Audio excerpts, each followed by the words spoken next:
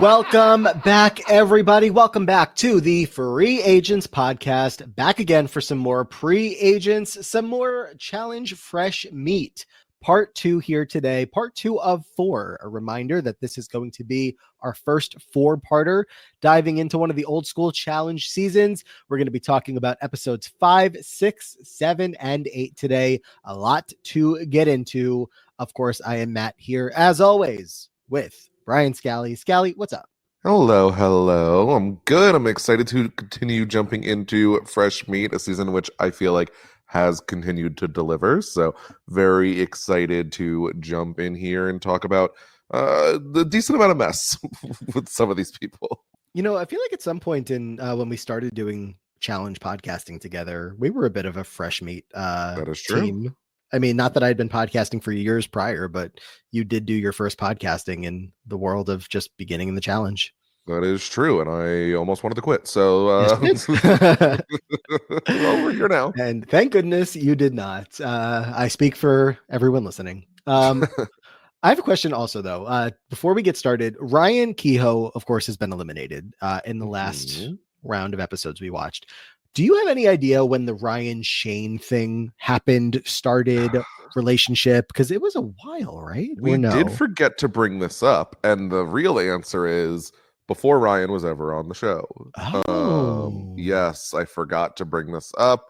Ryan was, I don't know if it was fully an ex or like an ex hookup, a ex, I don't know, friends with benefit, whatever the case may be. They had talked for some amount of time, been something in the past, and then Ryan did not tell Shane, I believe is the story, and all of a sudden ended up on the challenge. And so I don't know that Shane was really thrilled with that, is my recollection of things, but it did happen. He didn't have much of a choice. Yeah, I mean, I just saw obviously that we know that Ryan's gone, and Shane is not on like every season, but Ryan's about to be on a couple. So I was just like, is it going to come up again sometime soon? Was it more off the show? Because I feel like it's just become more like lore of these two people than it is something I remember on the show. I don't think it ever comes up on the show, at least until like, I don't know, were they on an All Stars together or something? That's where I feel like it would have. It was just lore I learned outside of the show that, actually these two people knew each other. And I feel like that happens kind of a weird amount where you're just finding out random things. I'm still rather hyperfixated on the perception of these gay cast members or queer overall cast members on the show. I mean, you have Shane in one of the challenges here being like, I'm fine being the gay cast member or the gay guy, but I don't want to be the weak guy. I'm like, how were we putting these queer people on TV in such a way, in such an edit? Even watching at the time, I wasn't thinking, as a child, like gay equals weak. Like that was never a thought as my childhood brain, but who knows what the discussion was. It's just like, they could not exist in the house as just another challenger. They were the gay guy on the season, and multiple. Anyway, quickly also, I don't think we did this at the end of the last part. Just wanted to update everybody, as always, on everybody that's been eliminated and what we have coming up for them. Danny and Evelyn were eliminated first, of course. Danny is just beginning his run of 6 seasons, but he won't be back until 2 seasons from now. Evelyn is at the beginning of her 7-season run, but will be back not until 2 seasons. Ryan, 5 seasons in this main stretch before All Stars. He'll be back in 3 seasons from now. And the same goes for Melinda. She'll be back in 3 seasons from now. So very interesting just to look at these 4, that nobody's back next season. Nobody's even back the season after that, I think, if I'm doing that math right. But it just takes a little while. Or maybe it is that season after. It takes a minute to get them back in the mix. Imagine a modern season of the challenge where all 4 of the first boots, who were all newbies, end up returning. Yeah, crazy. Like, what? Yeah, I mean, Danny and Melinda, of course, at least have they are veterans of an MTV show already. But Evelyn and Ryan certainly here as like they just showed up and they were brand new, and that happens for so many new people today, and they just don't get a second chance. Yep. So this is Look how much is on the table. Even Danny and Melinda, I would say aren't the biggest characters in their original challenge run. I would say it takes until All Stars for Melinda to become more than an average challenge competitor. Danny, extremely below average, and that's what makes him special. But both have decent spots in challenge history. I'm excited for the 6 season run of, well, I guess 5 more seasons to go of you shitting on Danny at every turn. And it's not even. I feel like I'm nicer by comparison to other people. I don't know. You're my bar.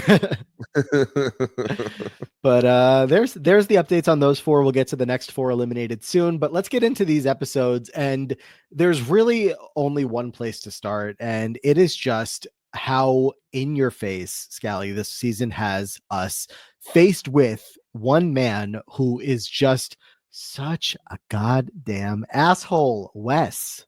I hate Wes. Oh my god. I I really thought, I'm going to go back to the challenge now. And as a child, I could not stand Wes, and I was not sure how much of that was just the rest of the cast hating Wes and me falling into because I think that there's a lot of people who fell into, let's say, hating Tanya because the rest of the cast hate Tanya, where maybe on a rewatch they would not have felt the same. And I was worried that that was happening to me with Wes instead. But no, Wes is a misogynistic asshole throughout the whole run of the challenge so far. Honestly, I think the biggest asshole of anybody that we have met on the show so far. I mean, Ooh. men, women, anyone, like it. I'm not in sure. terms of on-screen behavior. Yes. Like in terms of the edit that we are getting of just like, this person is horrible. And Maybe Puck. that's a good call. Let's not forget about It's Puck. been a minute since we watched that all. So but this being so in my face right now, I'm just like, I can't. And just like Puck was certainly being pushed, like his story was being pushed front and center as well. But like, I guess at least you had Ellen on the side for us to like be rooting for and being like, yeah, fuck this guy. We have people here being like, fuck this guy as far as Wes is concerned, but we're still just being so much like, just everything is about Wes and Johanna and how bad this relationship is, how horribly he treats her, and not just his partner in real life, his partner in the game. And every single time that we check in with Wes and Casey, he is just berating her, calling her names, calling her a B, calling her, saying how weak she is, how awful she is. It's crazy. Yep. Wes. I don't know what Johanna ever saw in Wes. Like at this time, you could say Wes has changed now if you want, but like at this time, Wes is miserable. And she acknowledges that. She's like, we have a good relationship, but before I got my hands on him, he was a mess. And imagine Wes being more of a mess than he is currently on the show. I mean, she's fully, I can fix him. And she thinks she thinks she's continuing to do so. But obviously we see pretty quickly in just these couple of episodes, Johanna's going to end up going home in this batch of episodes here. That it's just, it's bad because he's bad. He is a bad person here. Yes, I'm sure he's grown. Well, we know he's grown since. He doesn't still act like this on the show. I would say we don't have any reason to believe he acts like this in his real life. He's married. He has a beautiful child and all this stuff. And you would hope that things are not the same. I mean, look, we were all tons younger. Of married assholes. There are. Yeah. We were all younger before, but this is just on a whole other level of like, oh my God. Crazy. Anyway. Yeah. Even Tina's like, I feel bad for Johanna. Wes is such an asshole. Like he's such a sexist asshole. Like, look at how he talks to Casey. This has been a narrative in the house at this point. It's crazy. Absolutely crazy. So we'll have a lot of that to get into over these first 2 episodes in this batch. But what else is going on at the house? Tina and Kenny are a team that's been coming up a little bit. Seems like maybe they're not the most seen as like one of the favorable teams in the house that people want to keep around. They're not the strongest. They've been kind of floundering in some of the daily challenges, which I don't think is something we would have expected coming from Tina and Kenny. Obviously, Tina has a pretty decent run in her past. Kenny has a pretty decent run in his future. So I would say this is kind of surprising, but them throwing light jabs back and forth here, play wrestling, you would think they'd work better as a team. Yeah, they seem to get along just fine. I don't think this comes as any sort of surprise. I don't mean this in like a weird or I guess negative way, even though it sounds like that. But Tina's always been someone who gets along with the guys really well, and take that for whatever it is. But yeah, they're having a lot of fun. It seems like they get along great. I guess it's just not reflecting in their performance. I do feel like I'm really starting to get annoyed as we get deeper into the show where we're not playing in real world versus road rules teams anymore. So the idea that we are looking at teams that are weaker and still thinking like that's a good criteria to eliminate someone or to Yep. put them into elimination, it drives me bonkers. Yep. Yeah, we're still kind of in that mindset. I don't know how much longer we're really going to hold on to that, but Tina and Kenny not performing well, it's putting them in potential danger moving forward. Like I get sometimes in like a Big Brother, you have, oh, who fell off the competition first in the first HOH? Like, let's make them a nominee because it's the easy thing to point to. Sure. That's fine. But like you're a couple rounds into a game and you're still looking at the weakest competitors rather than taking out people that can beat you in the end. It's kind of weird. Anyway, want to talk about the first challenge? Let's talk about it. Climbers Paradise. They have to climb up a climbing wall where there are pegs missing with different shapes attached to them. You are holding your partner's pegs, so you have to hand them back and forth in order to make it up this wall. And you both have to make it up so that you can grab a flag and stop the timer. It's a decent challenge. It's fine. It is definitely fine. A couple of teams end up DQing because they do fall off the wall. A good amount of teams do finish. So, of course, it's just going to come down to their finishing times. But, some intrigue along the way. Theo and Shonda, who actually don't DQ, you really think that they're going to. They're the last team to go after they make the order from previously winning. Shonda drops a pretty crucial peg, and you're like, oh, there's no way she's getting up there. But was that the team that Theo was like pulling her up? A couple teams actually did that. Yeah, it happened quite a bit, and that I think was ultimately the struggle for Jesse and Johanna, where Wes is just talking about how they're the weakest team left, and oh my god, he's not even strong enough to pull her up. So it did require a little bit of teamwork at times to get over some of the larger gaps. Yeah, I knew she was going to do bad, but I didn't know she was going to do that bad. I didn't know she was that awful. God. She's so horrible. She's such a bad player. Which yeah. is funny because Wes and Casey also DQ on this. Yeah, and he blames Casey, saying that she's dumb because she doesn't know her shapes, and he was asking her for a specific shape. She couldn't get it to him. It's her fault. Yeah. I mean, to be fair, that right-angled piece thinking that it's shaped like Nevada was an interesting choice. Sometimes we just don't know what a Nevada looks like. I would not have berated her like that, but I might have taken a little giggle. Fair. Tina and Kenny also DQ. Tina falls off the wall, again, highlighting that maybe these two aren't doing the best. And so maybe we should look at them to put into elimination because it's an easy name to do. Surprising to see Tina, again, being perceived as part of a team that's not doing well, but she did fall off the wall. So what are you going to do? Like immediately, just like up and off, like one step up, and apparently the peg came loose. So what are you going to do? Yeah. So for the teams that didn't DQ, we have the top of the board is in 6th place, Darrell and Aviv, 5th place, Theo and Shonda, 4th place, Derek and DM, a tie for 2nd place with Tanya and Johnny and Shane and Lynette at the same time, but 10 seconds faster than them, Coral and Evan with another win. They cannot stop winning. It's actually wild how dominant this team has been. I mean, Coral's always been a really good competitor, but I didn't think that it was this far above the pack where they would just absolutely crush every mission. Dominant. It's insane. Absolutely insane. A little bit of a wrinkle in that's going to come soon, but we'll get there.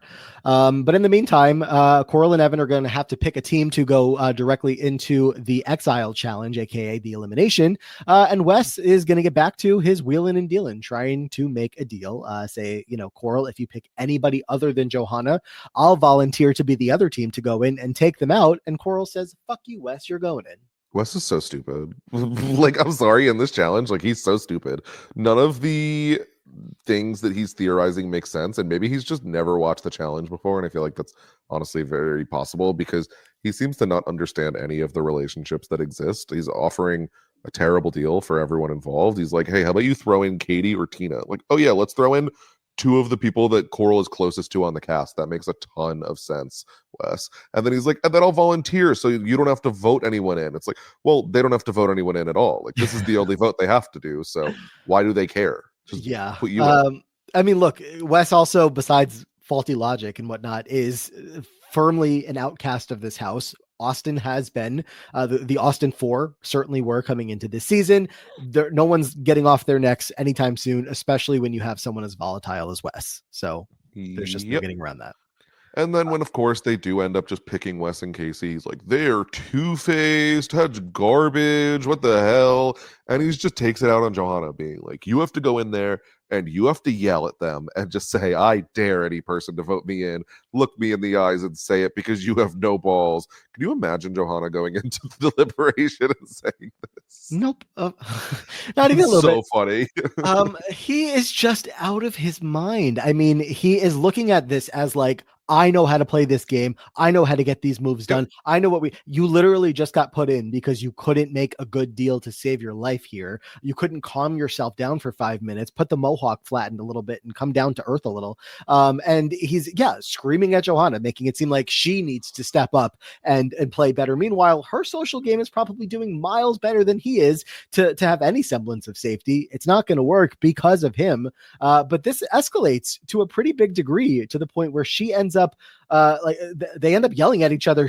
Which one of them throws the water bottle? She does, right? She throws the water bottle because he yells at her and calls her stupid. It seemed like there was another word coming after there that he cut himself off on. Yeah.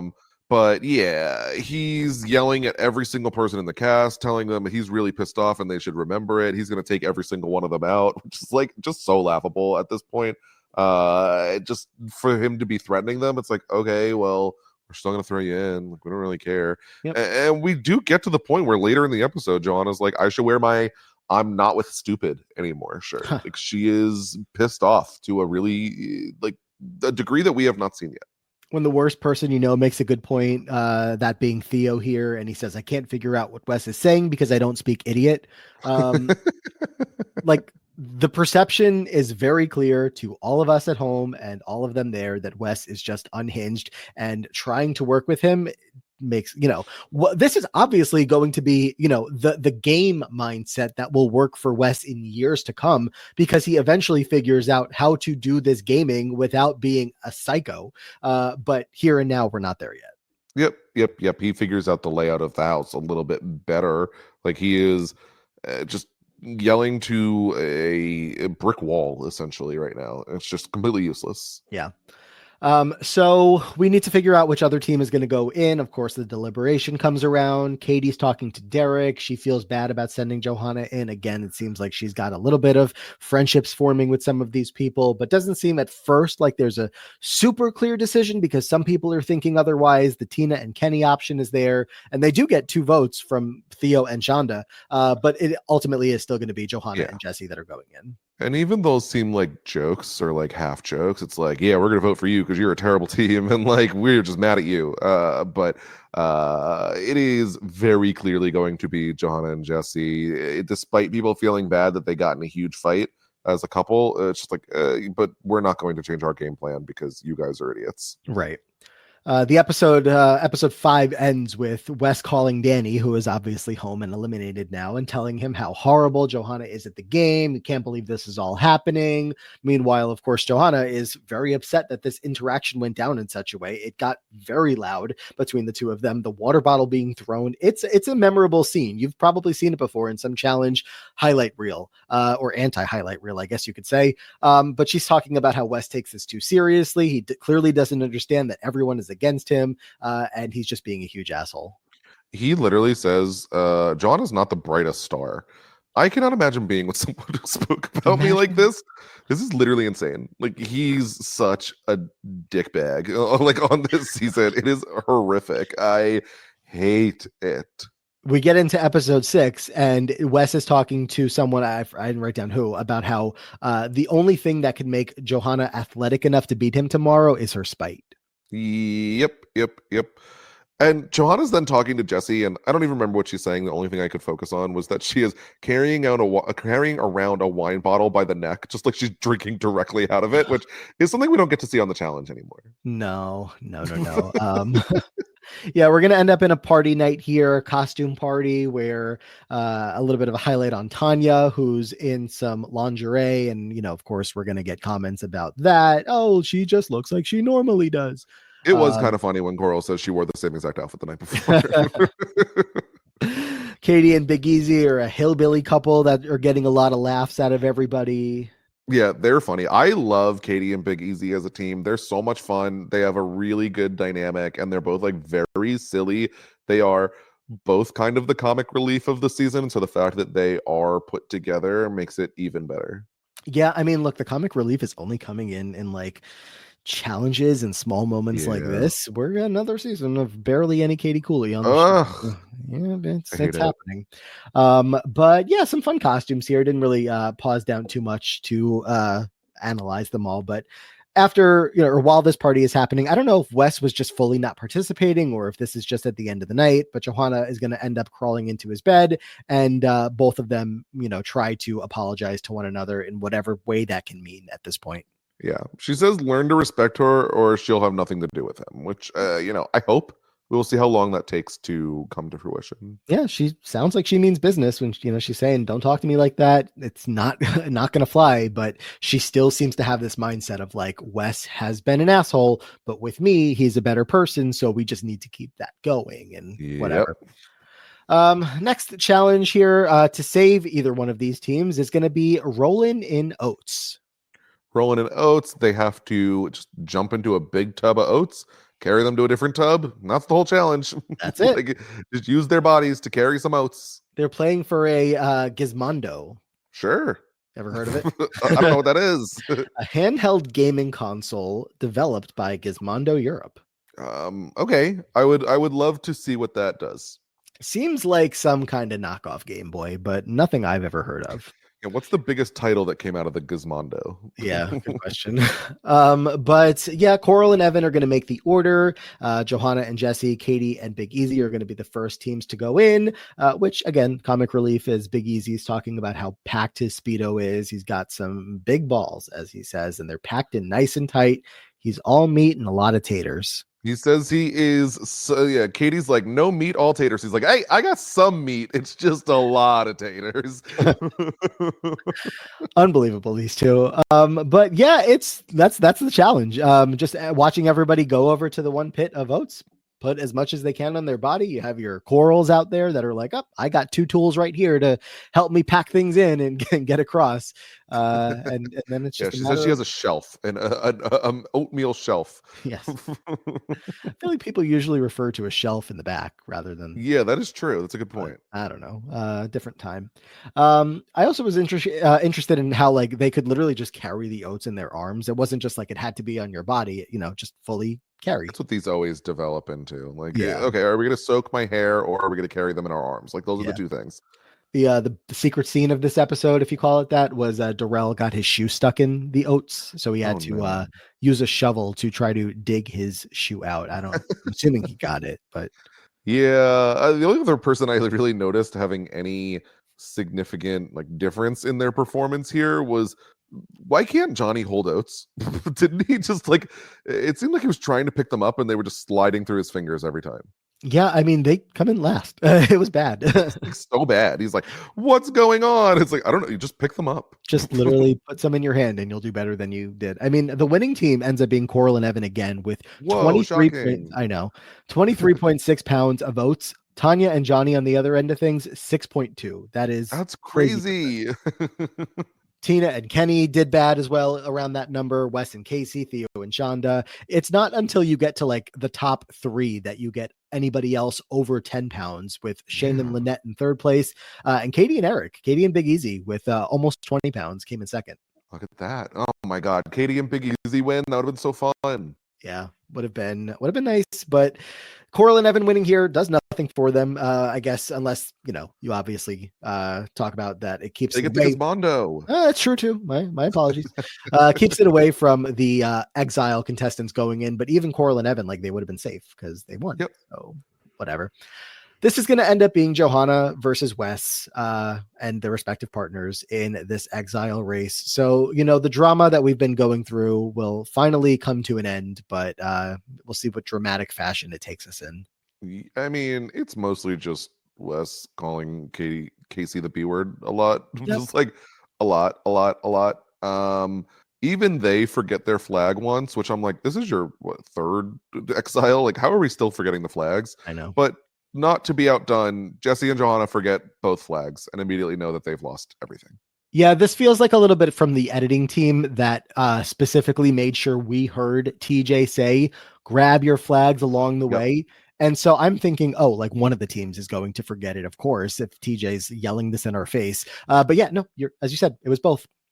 So Johanna and go ahead. I was going to say, just crazy how Jesse and Johanna would have won this Yeah, they had were they in the not lead. forgotten the flags.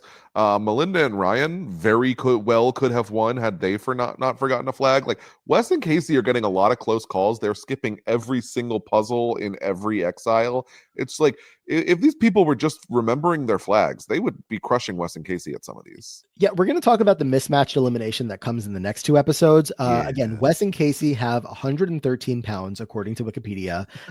The couple that's going to be in the next challenge, 253. So we'll talk about that. But the Johanna and Jesse team have only 20 more pounds than Wes and Casey, and they were doing fine. Not too bad.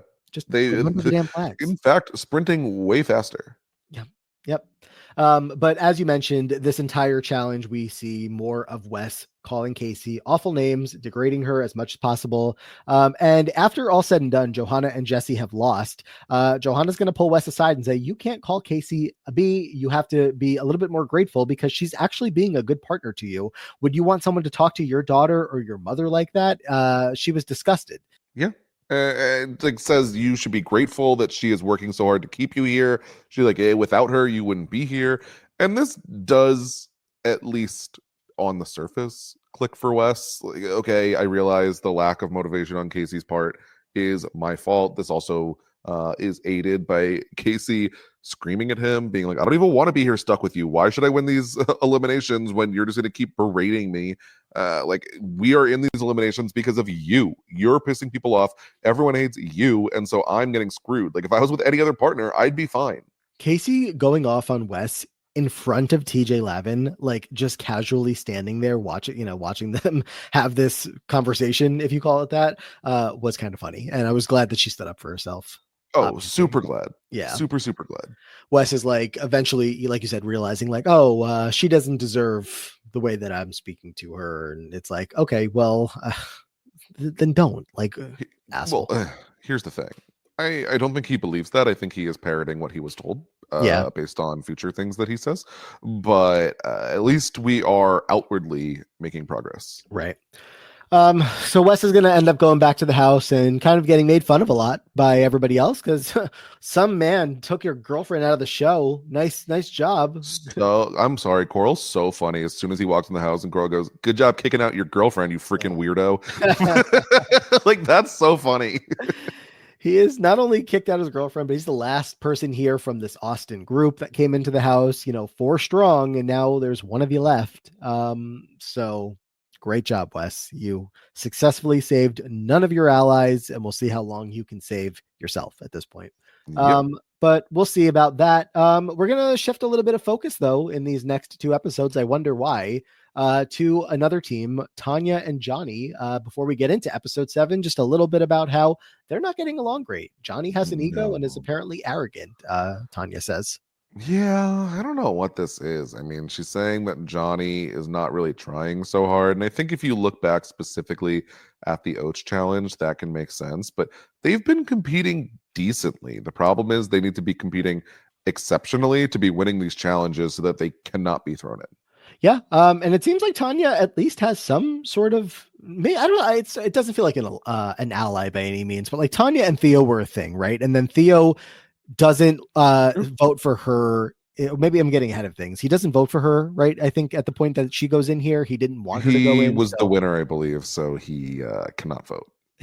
But they didn't put the when they're able to put the order for the challenge, they put Tanya later with the hopes that she'll see what other people did wrong and get a good time. So I'm just sitting here thinking in a couple different ways that, maybe she is having 1 or 2 people in the house willing to work with her. Obviously the Derek thing that's going to come up.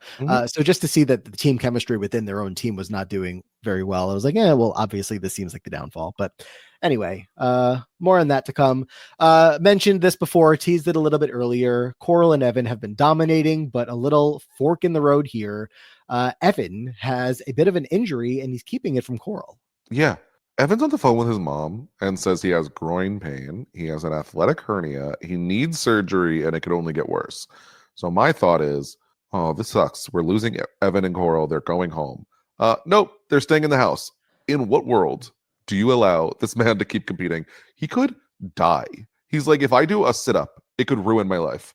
and yet they're like, yeah, okay, get on the rope and just climb across. Like, what? Yep. Huh? Maybe How fall are we into the letting him water stay? 25 feet up, see if that feels good or not. I don't know. Even to this day, Challenge Medical sometimes makes questionable calls. I think they make a good amount of good calls, but this one not so much. All the way I don't back here. understand. Crazy that he is able to stay in the house at this point. And again, he hasn't told Coral. The fact that we are getting the scene of this, makes you think that some more of it is going to come up along the way, but not in these 2 episodes. So we'll see. But he's not hiding it. Like production knows. He brings it up multiple times in front of the cameras. He is openly talking about it. I did try to do a little Google search, see maybe this was edited out of order. Maybe it's like later in the season that this comes up and we're finding out about it now because it comes up later. But it does not seem like that's the case. It seems Right. like he was fully competing with this injury that literally could have been life threatening, I believe. Wonderful. Look, he was pushing himself so hard in all these challenges he was winning and caused a big injury. I don't know. Yeah. Crazy. Before we get to the challenge, we get a little bit one more of a highlight of DM, who, of course, we got an intro to her and her story in the first couple of episodes. And, just another reminder about how she says being here on the challenge is helping her have this escape and almost forgetting that she has cancer. And we're going to see her performance in this challenge that she's able to get across and really feel like she's fighting, the big fight in her life, but also just kind of like performing well enough in these challenges that's making her feel pretty good. Yep.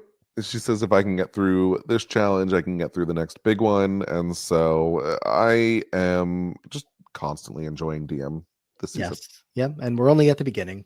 So we're going to get to the next challenge here. Crossed paths, high above the water. If you drop in, you're going to be 25 feet, that much of a drop into the water. But a very interesting challenge here where they're not, hooked up to anything because the point is to fall. But you need to climb across this rope, crawl or climb past your partner to get across the rope to the platform on the other side. Of course, many dangerous challenges take place over the course of this show. This one felt pretty up there. Yep, seemed very difficult. I would say not as dangerous as some of the ones we're going to see moving forward, but like you could fall the wrong way in theory. This was, I would say, a pretty decent challenge. I was entertained. It was okay enough. Nothing too offensive, I guess. It was fine. It was a couple of the teams DQing. Some people, Aviv and Casey, just can't get across. Even when their partner gets past them, like that must take so much energy to just like hold still and not allow your partner to fall. That by the time that you need to keep moving, you have no energy left, and then you fall. And so that happened. Yeah, people do well though. Like DM gets through this one. It takes her the longest out of anyone who does complete it, but she does complete it, which I think only like 5 teams do. Yep. So she was super proud of herself there. And then there's some other highlights here, specifically like Johnny does this with all arms, just swings arm to arm to arm, getting across this rope. Super impressive, which I think Wes tries to do a version of this as well, where he's just doing pull-ups, showing off for no reason. It's the Mohawk. Yep. But the only other thing I have is when Big Easy falls into the water. I'm just like, I'm mentally preparing myself for the fact that we have however many seasons of Big Easy coming up. And, I wonder if we can find story within his story that isn't just related to his size, because, he's going to fall and, Tina's like, oh, it's a tsunami. Big Easy hit the water. Like his purpose on the show very clearly from production and from the fellow contestants were like to make fun of the fact that this bigger guy is here. Not in like a ha ha ha way, but to just make jokes that you think are with him, but they're not. And look, we're going to see this get to a much worse place with the final that's coming up for Big Easy, the Laurel of it all. But it's just like, even from day one, it's all about that. Yeah, make jokes at Big Easy if you want, Tina, but you and Kenny are doing worse than he and Katie. That's so true. Like, go ahead. Yeah. So as you mentioned, only 5 teams finish. It's Derek and DM in 5th place, considerably behind the 4th place team by about 4 minutes, but they did finish. Tanya and Johnny in 4th place, Tina and Kenny in 3rd place, Coral and Evan in 2nd place, not winning this time. Theo and Shonda got the win here. Yeah, which is still crazy that they came in second place with Evan's hernia, but sure. Absolutely wild. Theo and Shonda want to send in Wes and Casey, or Tanya and Johnny, maybe, or Tina and Kenny. Those are just the names that have been floating around. But of course, it's going to land on Wes and Casey because they're just the big group house target. I mean, Wes did go up to Theo last episode and be like, I'm going to send all of you home. Theo's like, not if I do it first. So, yeah, you're going in. Yeah. Wes makes a point how, at this point, there's no other Austin people to throw in. So somebody else from the rest of you vets is going to have to go in this time. It's true. And the names going around seem to be those of Tanya and Johnny or Tina and Kenny. And a lot of the discussion is, how the hell are we going to justify throwing in Tanya? Like, she's not been doing bad. We don't even dislike her. Like, Derek is a friend of Tanya, but he knows this is where it's going. Yeah. There's an alliance that we're learning about here for the first time being presented to us. Derek, Katie, and Coral. Pretty good. Stan. Yeah, Stan. I'm in. You don't have to convince me. Coral's also very funny in this deliberation because she's been winning so much lately. So she hasn't voted in one of these yet. She's like, I never want to be back here ever again. This is tough. I'm like thinking back to what it was, a Battle of the Sexes too, where it was just like she was going through the ringer, all of those votes. Oh, yes. Sophia and Arissa and everybody, I don't know, just all that stuff. Anyway, we are going to end up seeing Tanya and Johnny get the votes here. Tough stuff. Yeah. Yep. There basically everyone in this house is going to go ahead and vote in Johnny and Tanya outside of themselves, plus Evan and Coral. Derek feels conflicted, but he also doesn't want to stand out too much. So it just is what it is. And the biggest frustration for Tanya is she wishes people would just stand up and be like, I don't like you. I'm voting you in because I don't like you. Because either people are not giving her a reason or they're trying to hide behind merit-based when that's so clearly false. I mean, I guess DM has a point when she's like, we were going to vote in Tina and Kenny, but the votes didn't matter at that point. So why piss off the people that aren't going in? Like, valid. Mm-hmm. But as Tanya is upset about, also valid reasons that people are just kind of BSing. So what can you do? Also thought it was interesting, early on in the days here between some of these people, but Evan voting for Kenny. Interesting. I know, it's so interesting when these relationships are not yet formed. Yeah, not even a little bit. Nope. Evan and Coral both vote for Kenny and Tina in this vote, even though they were not going to have the votes to do so. So that is what's going on there. It's going to be Wes and Casey going in versus Tanya and Johnny, unless one of them win the next challenge tomorrow. The secret scene of this episode was some sort of like egg fight between Shane and Derek, and some orange juice being thrown. Messy. Little food fight, Nothing like a harmless little food fight. Yeah. I did like also the scene though of like Tanya and Derek talking where she's like, your vote did matter to me, like even if it wasn't going to be in the majority. And I like Derek being like, there was no malicious intent behind my vote. Like, okay, big words, Derek. Like, I don't know. It's a strong concept for the challenge house. It is. It's very interesting for me to see Derek whenever we check in with him, because he's obviously been built up to be this like main star of the show at this point. He's like been on, he's turning into Veronica, right? Like as far as like the show is inviting you back every time, you're saying yes every time, and you're a focal point at a lot of different points. But so far this season, it's been him as like a side character to DM story, of course. And even here, it's like a little bit of like side character to Tanya's frustrations. So true. We'll see if there's any more specific Derek stuff coming up. I'm sure there will be. But anyway, episode 8 begins with Tanya is frustrated because she's going in. She wants to win the challenge today and put Tina in. But she also has this idea that she should tell Wes to also put Tina in if they win, so that she can at least put her hands on Tina if she can't have Tina replace her. Yep. Tanya says she has wanted to kick Tina in the ass for 3 years. She's so ready, assuring Wes he has no idea how crazy she is, that if Wes beats Tina in the elimination, she'll suck his toes. Like, she is just really going all out. No matter what, she wants Tina out of here at any expense. Yeah, I mean, look, again, going back to, I believe, right, Battle of the Sexes, I think, Yeah, Battle before, of the Sexes 2 going into the Inferno too. yeah, before any Tanya versus the Mean Girls happened, it was Tanya versus Tina, was a It's pretty true. recurring storyline there. So we're bringing it back all the way a couple seasons and years later. But we also have a new storyline to get into here. A new romance is arising, and we're essentially meeting a new character on the show. 8 episodes in, let's meet Lynette and see how she is spending her time with Theo. Yes, Theo and Lynette. He says doesn't know what's wrong with her, but she has a little crush on him. I feel like Theo is always romancing on these shows. He sure is. Yes. And I'm not even just saying this because of who he is today, but I don't see it. I think that Theo, look, I'm not a fan of the Theo Vaughn today, but I think Theo back then was very charming. I do see it. Frankly, I'm not saying that I am like, this is the best looking man in the history of the He's no challenge, but ace. no, look, who could be? But I see the charm. All right, I don't, but obviously you and other people that are around Theo seem to.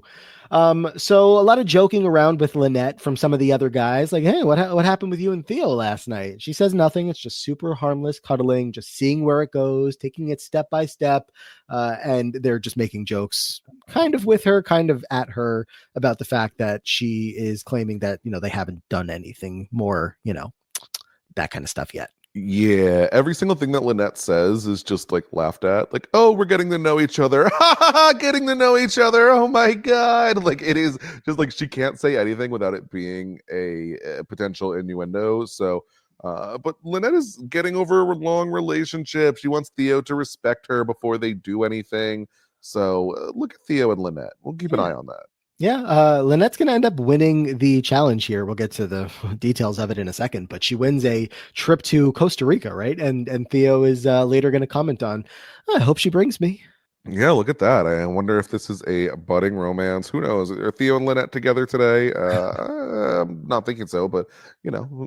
And so I will say, even going before, like Coral's talking Theo up later in the episode, saying like Theo's a good guy. Like you guys could talk after this. This is not someone who's just gonna screw you over. Yeah, Theo's a good guy coming from the person who was dating Abram. I Look, unfortunately have to acknowledge. the scale on the challenge was definitely skewed. Yes. Incredibly deflating kayak. That's my password for my account. Oh, I was like, what's this name? Is the next challenge here. And don't try to hack into my accounts. That's not correct. I enjoyed this one. it was fine. I enjoyed maybe specifically Wes's strategy with it and just watching that take place. Yeah. They're gonna have to blow up kayaks with either their mouth or a foot pedal, get in the kayak, go across the lake or whatever, grab a flag, make their way back as fast as possible, and then deflate the kayak and stick it back in the bag that they got it in. Which, holy crap, oh my God, as someone who has struggled with a fair share of air mattresses going back in a bag, this could be impossible. They are made exactly the size and not an inch bigger. I don't know why they make it literally impossible. I would rather have a little flappy part of the bag than have to like lose years of my life trying to put this back in the bag. But they all seem pretty successful. Yeah, no, they definitely don't make those bags big enough to ever use them again. Nope. You can try, and if you get it back in there one time, great job, but it's not going to happen a second time. I'm just putting it in a garbage bag and calling it a day. Like it's rolled up in the corner. Yeah. So like you said, most teams do end up finishing. Wes and Casey, as I was pointing out, Wes has this strategy to inflate the kayak as little as possible so that they can deflate it quicker. But then they end up having to restart because Wes had his foot out of the boat and you couldn't do that per the rules. So they end up not finishing the challenge because they're like, you know what? We're not going to win. Let's just conserve our energy. Look at Wes the quitter. Yeah, and I'm sure this somehow became Casey's fault. So yep. There's that. Finishing order here: Wes and Casey DQ. Katie and Eric come in 8th place, followed by Tina and Kenny, Tanya and Johnny, who needed the win here as well. So it's not going to be one of the exile teams. Derek and DM, Theo and Shonda, Coral and Evan. 2nd place is Darrell and Aviv. 1st place is Shane and Lynette. Yeah, Shayna and Lynette, who go first for the day, really figured it out. They just blow up the sides of the kayak instead of the base because who needs that? And they do well. I'm impressed with Shayna and Lynette. They've been coming in like sneaky good performances, getting some second places, and now finally a win. Yeah, Shane's like, if Lynette is performing well because she's happy here in this house, hanging out with Theo, by all means. She's like, keep hooking Theo. Like, is that a thing? Or Hooking. hooking? Yeah, I'm sure. I guess they used it more back. I don't know. I think But we dropped the up, but sure. yeah. Wes and Casey versus Tanya and Johnny is going to be the matchup here for this Exile. And it does feel like no one has confidence in Wes and Casey at this point. Feels like everyone's just like, underestimating. Yeah, they've won 3 eliminations already, but Tanya and Johnny still are a stronger team. I guess specifically like Tanya over Casey is pushing them over the edge perception wise. Yeah, I think that probably Danny and Evelyn were viewed as a decent team, but I think both Johanna and Jesse and Melinda and Ryan were not looked at as the strongest. They were mostly later picks in the draft. And so I think it's like, okay, well, they went up against weak teams. Like, that's why they're still here. Tanya and Johnny, they've been having their issues communicating, sure, but it's a pretty strong team. Tanya's never lost an elimination, if I'm correct. Oh, I couldn't fact check you on that all that quick, but she does do well. Yeah, she only goes home when she gets voted out. Unfortunately here, as we alluded to earlier, this whole elimination situation here, you are running this entire trek with bags secured to your body that weigh the amount that your bags weighed at the airport. And the team that had the most weight in their bags at the airport is here in this elimination. Tanya and Johnny. Again, Wes and Casey have 113 pounds. Tanya and Johnny have 253 pounds. And I do believe that they made it clear that most of that was Tanya's. Yeah, look, it's even discussed later where I'm wondering if it's gotten back to the house how this works because Tina's like, well, Tanya did probably have 75 pounds of makeup products alone. So I don't know if it has leaked around the house at this point, but Tanya brought a lot of stuff. Yeah, I do think it leaked. I don't know exactly how, where, whatever, but that conversation made it seem like that was the case. Tanya and Johnny end up going, they get a puzzle wrong. And this took the episode in a whole different direction where I'm like looking around, Wes is scary. All of a sudden, Johnny is scaring me, almost hitting a production member with. I don't think he almost hit a production member. I think he was very frustrated. Not almost hit them with his fists. He almost hit them with the sticks. Okay, yeah, he did throw them off to the side. I don't know in what general direction. But, she ducked. So we see a rare scene here of a referee, a challenge production member with a ref shirt on, and Johnny and Tanya are very frustrated because they got this wrong. She's looking at the solution on a piece of paper printed out in front of her, and Johnny is insistent that they got this puzzle right. It's one where you have like the sticks laid out, and you have to move the sticks in certain numbers of moves to get like a certain number of squares. Whatever the deal was, they were sure that they had it, and she said no. And I think that you only have one chance to get it, or you, yes. Yeah. And so she said it's wrong. They could not believe that it was wrong, and so Johnny is frustrated, and he throws the sticks. The referee, this woman, you see her duck completely out of the way because she thought that he was going to throw it at her, and he threw it in that direction.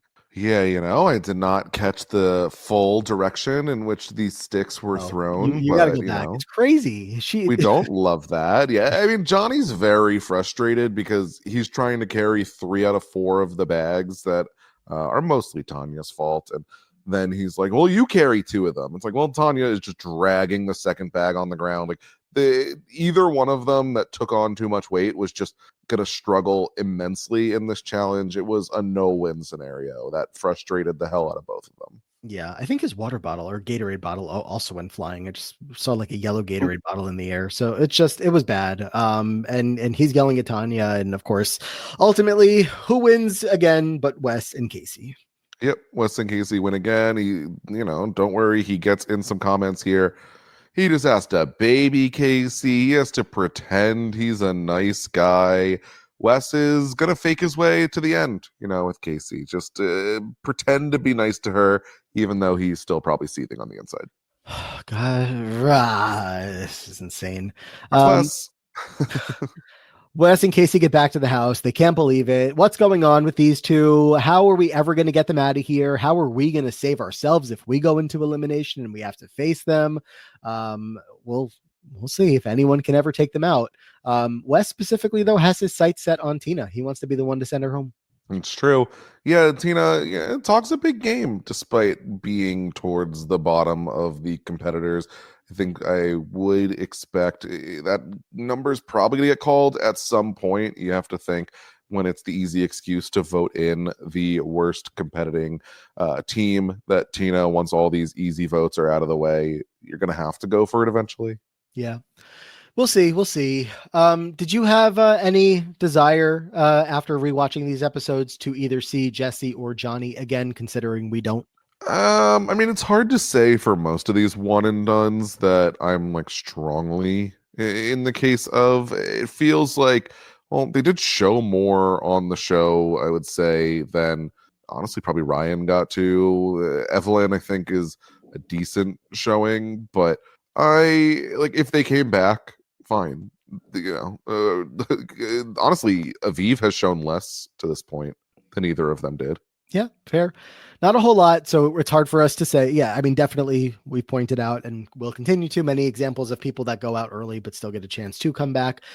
With these two, considering we never saw them again, it's like if there was potential, unfortunately, we'll never know, but not much in this season to make us specifically feel like there was that was the case. I do feel fine with not having had either of them back at the moment. If we had an All-Stars season, imagine All-Stars 6 comes out and it's like, coming back, Jesse. Like, what? We will be like the only two people with an active memory of who that person is and everybody watching or listening along with us. It's so crazy because also he was like 19 on the season, so he'd be what, like 31 coming back. Like, it'd be so crazy. Yeah, wild. But hey, that's what All Stars is supposed to be, so I'll take it. Johanna is back again, of course. She's got more to come, but not for 3 seasons from now. Tanya is still on this every other stretch until her run ends. I believe it's 3 more seasons, but it's every other, so no next season. She'll be back the season after that. And that's the update there. Yeah. Did you see a secret scene of this episode? I believe I did, where they're peeing. Yes. Now, could you identify who the person besides Theo was? Because could you tell? I thought it was Kenny. I don't know if it was Kenny or Evan. I was like trying to narrow it down. I was like, okay, it's either Shane, Evan, or Kenny. I don't think it was Shane based on the conversation and based on vibes. So it seemed to be either Evan or Kenny, whichever one it was. What an interesting conversation that they were having drunkenly outside peeing in the bushes. I feel like I want to like get like Taryn or someone to reenact, let's get the acting out here with this scene. Did it catch your attention as much as it did mine? I guess not. That they were peeing together? The things that they were saying. Okay. What, the fire penis? Starts with that. I wrote down every word of this, so I'm going to read it off. So let's call it Kenny, because we really couldn't tell. They were backs to the camera peeing. Let's call it Kenny. Kenny says that he hopes Theo's penis catches on fire. Theo says, whatever, dude. I hope my penis catches on fire, because then I'll have fire penis. You know what I'm saying? The girls will love it, you sicko. And then Kenny says, yeah, the girls will love it. The girls don't love you as it is, but sure. And then Theo says, whatever. They're really drunk, or at least Theo is. Whatever. I hope you get attacked by a bear, because there's no remedy for that. Kenny says, I hope you get attacked by a wombat, because that's what they have around here. Theo says, that's fine. I'd love to have a little wombat. And then Big Easy runs up and pushes them both midstream and runs back in the house. And scene. Yeah, look, things were happening. Why and I'm assuming this was not Shane, why do straight men love to stand next to each other and pee outside? I mean, look, sometimes you gotta pee outside. Have you never peed next to your friends? I barely pee at a urinal. It's a thing. Yeah. I don't know. Not my thing. It's a summer house thing for sure. All right. Well, oh yeah. Summer house. I think you meant like your summer house. I'm like, okay, whatever goes on at your summer house. But yes. Not, but Kenny also, it was Kenny. I just went back and double checked. So Okay. Yeah, no, Kyle Cook has peed outside next to his friends more times than probably any other man in the world. Anyway, confessional check-in here. Of course, Wes is at the top.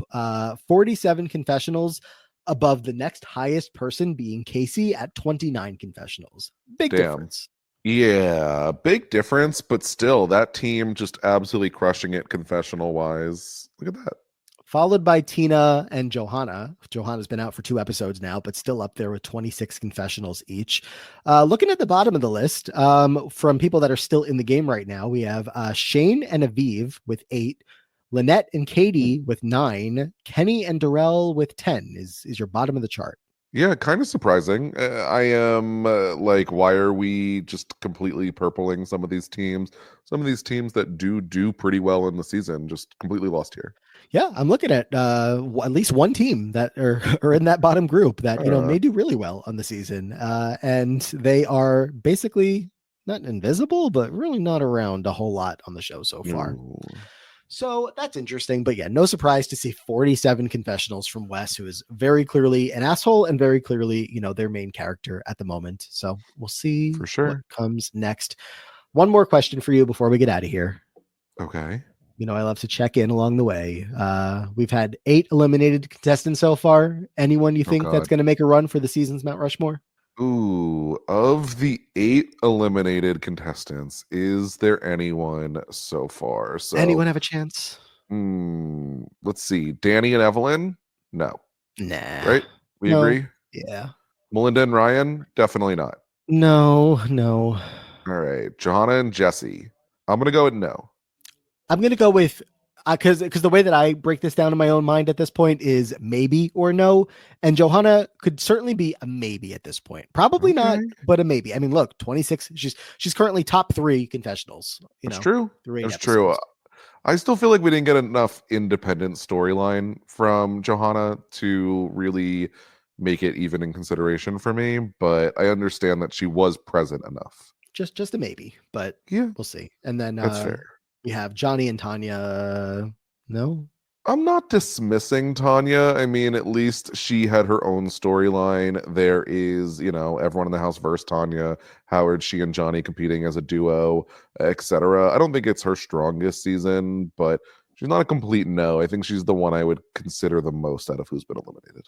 Okay. Yeah, I'd probably go Johanna over Tanya. The Johanna and Wes story obviously has been a big one here. And Tanya, I feel like it's a similar story to the past couple of seasons, and doesn't distinguishly, or that's not a word for this, whatever, doesn't specifically stand out for this season for me, but we'll see. We still have 2 more parts before we get to the end of this season. We're going to go through the next 4 episodes and then the finish after that, taking us all the way to The Amazing Race. All right. Well, who are you rooting for right now? Good question. Who the hell is left to root for? I mean, look, Coral's still in the house. Got to root for Coral. But I don't know. Tina, I like this underdog. Tina is confusing to me because I don't ever see Tina as an underdog in the early seasons of the show. I mean, the number one answer is obviously Derek and DM. That's my answer. Yeah, that's like the only real number one answer. But I guess for some laughs, Katie and Big Easy. Okay. Yeah, I'm enjoying Katie and Big Easy. I think at the time when I was watching as a kid, I was just counting them out so much that I didn't invest in them, but I'm enjoying them nonetheless. Yeah. Well, that's all I got. Anything else from you for part 2 here?